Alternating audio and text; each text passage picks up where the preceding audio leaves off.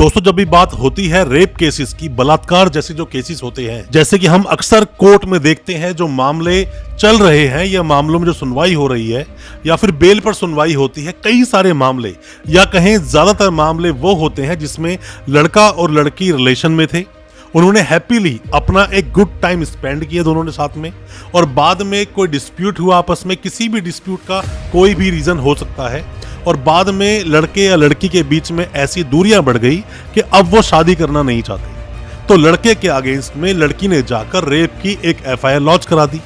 और यहाँ पर भी कई बार पुलिस वाले भी इतना ध्यान नहीं रख पाते, या फिर ये कहें कि उन्हें इतनी अवेयरनेस नहीं है कि वो लोग सीधा 376 में एफआईआर दर्ज भी कर लेते हैं, और वो इस एस्पेक्ट को देखते ही नहीं कि दोनों के बीच में कैसा रिलेशन था, हैप्पीली दोनों ने काफी अच्छा टाइम स्पेंड किया है, कंसेंट का मामला है। अब किन मामलों में राजीनामा हो सकता है, कब आप एफआईआर क्वैश करा सकते हैं, क्योंकि अगर मामला कंसेंट का है तो ये एफआईआर क्वैश भी हो सकती है, क्योंकि मामले बहुत सारे झूठे भी आते हैं। झूठे मामले दोस्तों कई हैं, लोग कई बार अपनी रंजिश निकालने के लिए भी आप पर केस कर देते हैं।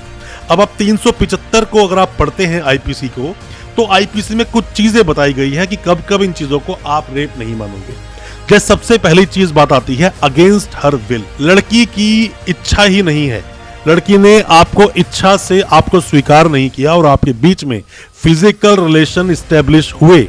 और अगर लड़की की इच्छा थी, मैं उल्टा चलता हूं साथ में इसके, क्योंकि हम बात कर रहे हैं कब वो रेप काउंट नहीं होगा। बात आती है अगेंस्ट हर विल, पर अगर विथ हर विल, अगर उसकी विल थी आपके साथ में फिजिकल होने की, तो ये रेप की श्रेणी में दोस्तों नहीं आएगा। अगेंस्ट हर विल है तो ही रेप माना जाएगा।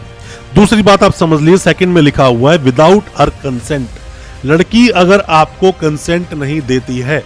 फोर्सफुली आप रिलेशन लड़की से बनाते हो, तो ऐसे मामलों में वो रेप कहलाएगा। और अगर लड़की ने पूरा आपको कंसेंट दिया, दोस्तों कंसेंट पहले कुछ इन चीजों से भी माना जाता था कि लड़की के शरीर पर अगर कोई खरोच तक का निशान अगर वहां पर नहीं है तो कंसेंट मान लिया जाए, या फिर खरोच अगर आई है तो कंसेंट नहीं था, तो यहाँ पर कंसेंट अगर लड़की ने दिया है तो ये रेप में नहीं आएगा। अब दोस्तों तीसरी बात में आती है कि किसी भी लड़की का कंसेंट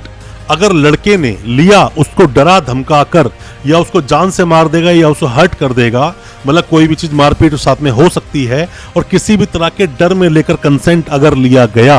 तो ही ये रेप है। और अगर ऐसा नहीं हुआ, ना तो आपने डराया धमकाना, ना आपने मारा, ना ही आपने कुछ ऐसी बैड एक्टिविटी की और लड़की ने अपना कंसेंट दिया, तो ये रेप में नहीं आएगा। और रेप तभी होगा जब वहां पर डराया धमकाया गया हो, फियर में डाला हो, लड़की को जान से मारने की धमकी दी गई हो, या फिर किसी भी तरह से लड़की को हार्म हो सकता है। ऐसे में अगर कोई भी अगर फिजिकली इंटरकोर्स होता है, फिजिकल रिलेशन इस्टेब्लिश होते हैं, तो ये रेप की श्रेणी में आएगा। किसी भी लड़की की अगर उम्र हुई 18 साल से कम, तो आप पर पॉक्सो के चार्जेस भी लगेंगे। और पॉक्सो जो एक्ट है वो कितना खतरनाक है आप कुछ इस बात से समझ सकते हैं कि जिसकी भी सेक्शन 6 में अगर कोई भी बुक हुआ या किसी को अरेस्ट कर लिया गया, तो कम से कम 2-2.5 साल तो उसके गए, तब तक तो बेल उसकी होगी नहीं और उसको वेट करना पड़ेगा, और बाद में कन्विक्शन के चांसेस भी पूरे हैं। अगर वो पॉक्सो केस बन जाता है तो सोच समझ कर ध्यान से आप जो भी कोई रिलेशन भी बनता है, लड़का लड़की बेशक रिलेशन में हो, लड़के की उम्र 19 साल,